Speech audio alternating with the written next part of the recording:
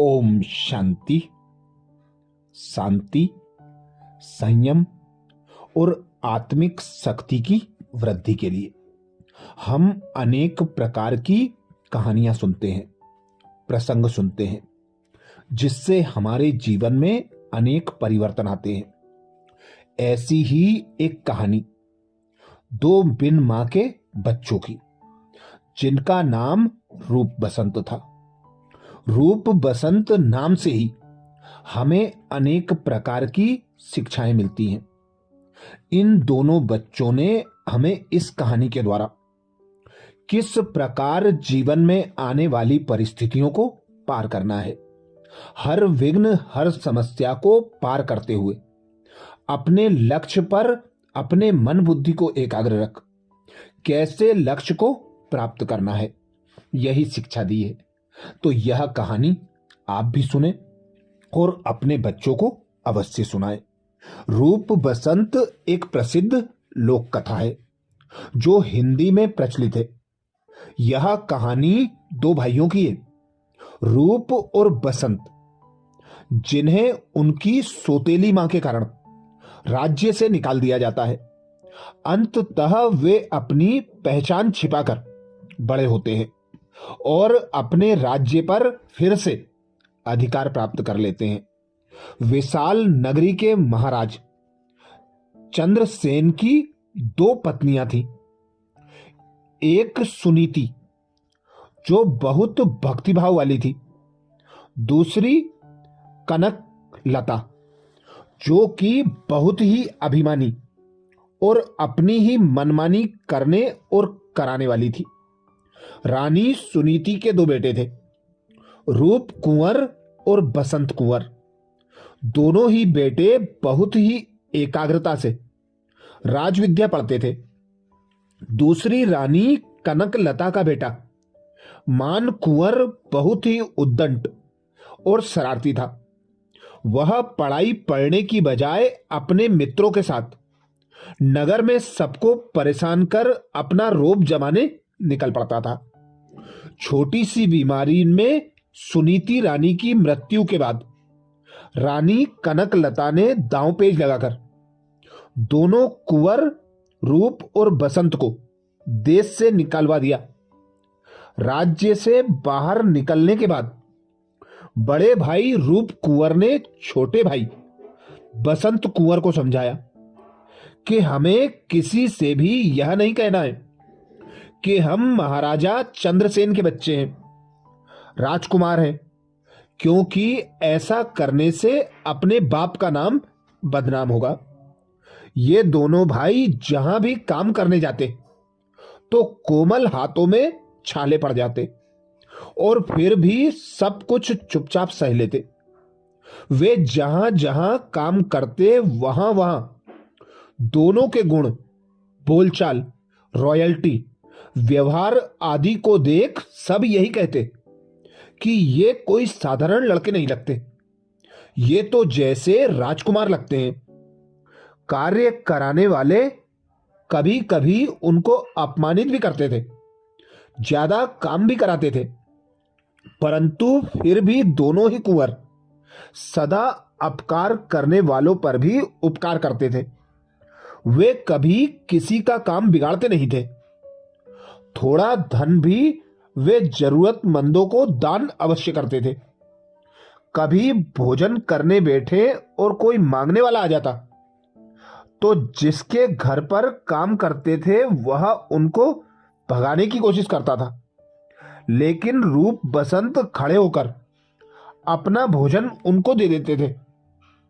आसपास रहने वालों की समस्याओं को सुनकर उन्हें कुछ ना कुछ सुझाव अवश्य देते थे और अपनी तरफ से भी कुछ मदद अवश्य करते थे।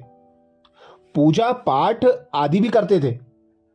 जिस भी गांव में जाते वहां के लोग उन्हों के पास अपनी समस्या को लेकर स्वतः ही आ जाते थे। एक बार उन्हें लगा कि हम छोटे छोटे गांवों में काम करते हैं, इससे अच्छा है कि हम किसी बड़े नगर में जाकर काम करें। यह सोचकर दोनों भाई नगर की ओर चल दिए। चलते चलते घोर जंगल आया और रात हो गई। उन्होंने सोचा कि रात भर यहीं ठहर जाते हैं। रात के 4 प्रहरों में 2 प्रहर, 1 प्रहर यानी 3 घंटे की अवधि, एक भाई पहरा देगा और अगले 2 प्रहर दूसरा पहरा देगा। ऐसा निश्चय किया गया। सबसे पहले बड़े भाई रूप कुंवर ने छोटे भाई बसंत कुंवर को सुला दिया। 2 प्रहर पूरे होने पर भी बड़े भाई की छोटे भाई को जगाने की इच्छा नहीं हुई। 3 प्रहर पूरे होते होते अचानक बसंत कुंवर की आंख खुल गई।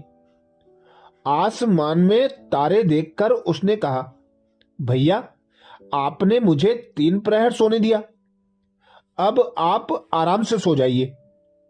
दिन भर चलने और 3 प्रहर जागरण की थकान के कारण रूप कुंवर गहरी नींद में सो गया। बसंत कुंवर जाग रहा था।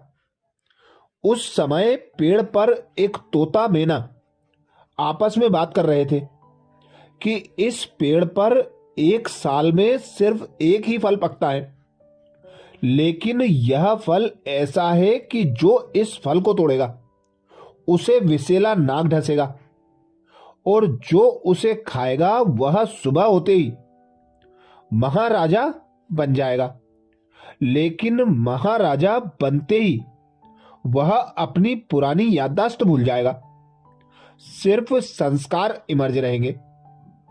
जब उसे कोई फिर से याद दिलाएगा तब ही उसे पुरानी स्मृति याद आएगी। इसलिए आज तक कई लोगों ने यह फल खाने की कोशिश की, लेकिन उन्हें विषैला नाग ढस गया।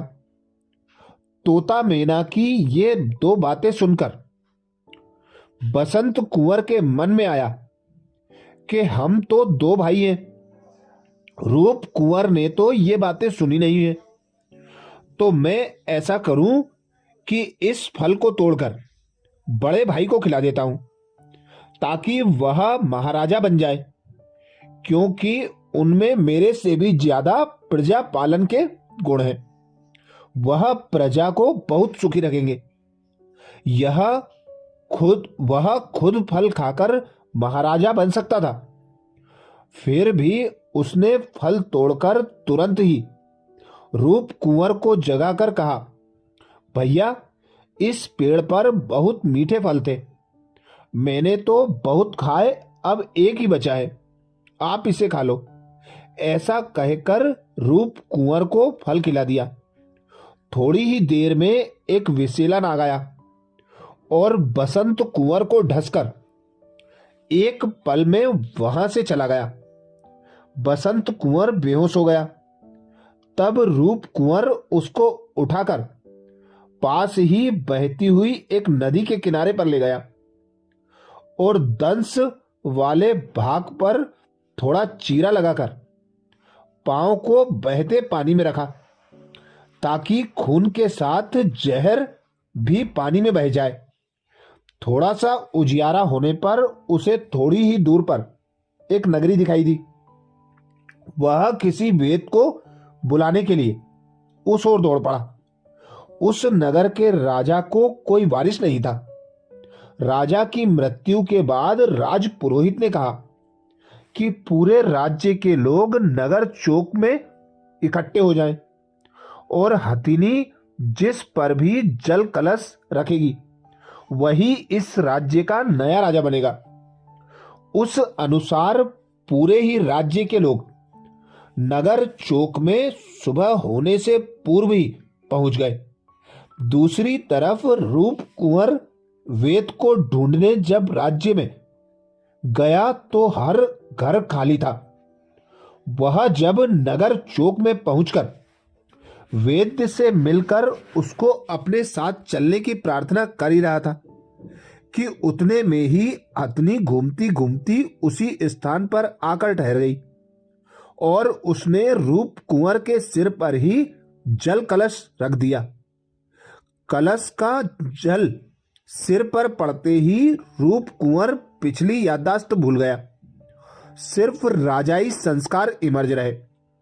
साधारण रूप वाला रूप कुंवर, जो कि मूल रूप में राजाई कुल का ही बेटा था, वह सचमुच राजा बन गया। राज्य अभिषेक के बाद जब उसने राज कारोबार संभाला तो पूरे ही राज्य में सुख शांति का साम्राज्य फैल गया। वह प्रजा को सब प्रकार की सुविधाएं देने का ध्यान रखता, रात को और दिन में भी नगरचर्या करके लोगों के दुख दर्द को जान लेता और फिर राज दरबार में चर्चा करके समाधान करता। उसका प्रजा के प्रति इतना वात्सल्य था कि थोड़े ही समय में वह प्रजाप्रिय राजा बन गया। उधर बसंत कुंवर नदी के बहाव में बहता हुआ उसी नगर के घाट तक पहुंच गया। तब कपड़े धोते हुए धोबी ने उसे बचा लिया और प्रयास करके उसे होश में ले आया। ठीक होने पर बसंत कुंवर ने अपने भाई रूप कुंवर को ढूंढने की कोशिश की। उसे पता चला कि वह इसी राज्य का महाराजा है, लेकिन उसे यह भी पता था, पक्षी के कहने अनुसार, कि रूप कुंवर सारी ही याददाश्त भूल जाएगा और मैं जब याद दिलाऊंगा तभी उसे याद आएगा। इसलिए वह युक्ति रचकर राज्य दरबार में पहुंच गया और वहां जाकर एक गीत सुनाया, जिसमें अपनी पूरी जीवन कहानी सुना दी। गीत सुनते सुनते महाराजा रूप कुंवर को अपनी पुरानी स्मृति वापस हो गई और वह अपने भाई बसंत कुंवर को पहचान गया। बाद में उसे अपना मंत्री बना दिया और दोनों ही भाइयों ने बड़े ही सुचारू रूप से राज्य कारोबार चलाया। इस कहानी का आध्यात्मिक भाव बताते हुए स्वयं परमात्मा कहते हैं कि रूप माना योगी ज्ञान स्वरूप, रूप अर्थात याद बल द्वारा, श्रेष्ठ संकल्प के बल द्वारा विहंग मार्ग की सर्विस करना, और बसंत माना ज्ञान की वर्षा करना, वाणी में आना। बसंत रूप से एक समय पर अनेक आत्माओं को संदेश देने का कार्य करना। बाबा हम बच्चों को कहते हैं, बच्चे आप अभी वनवाह में हो, इसलिए रहो साधारण रूप में, लेकिन आपके बोलचाल, व्यवहार आदि से सभी को यह लगे कि ये कोई साधारण आत्मा नहीं है, ये तो ईश्वरीय कुल या देवीय कुल की आत्माएं हैं। जैसे बसंत कुंवर ने सारी बातों का पता होते भी रूप कुंवर को महाराजा बनाया, उसी तरह तुम बच्चों में भी त्याग की भावना होनी चाहिए। जब तुम बच्चे सतयुग में राजा बन जाओगे, तब तुम पुरानी याददाश्त जो अभी ईश्वरीय ज्ञान के रूप में है वह भूल जाओगे, लेकिन तुम्हारे देवीय गुण संस्कारों में इमर्ज रहेंगे। कल्प के अंत में मैं आकर तुम बच्चों को फिर से आदि मध्य अंत का ज्ञान सुना दूंगा। तब फिर से तुम भूली हुई पुरानी स्मृति को प्राप्त कर लेंगे। अच्छा, ऐसी ही और बाबा की आध्यात्मिक बोध करा देने वाली कहानियां सुनने के लिए बाबा के चैनल को सब्सक्राइब करें। वीडियो को सभी भाई बहनों को शेयर करने की सेवा जरूर करें। ओम शांति।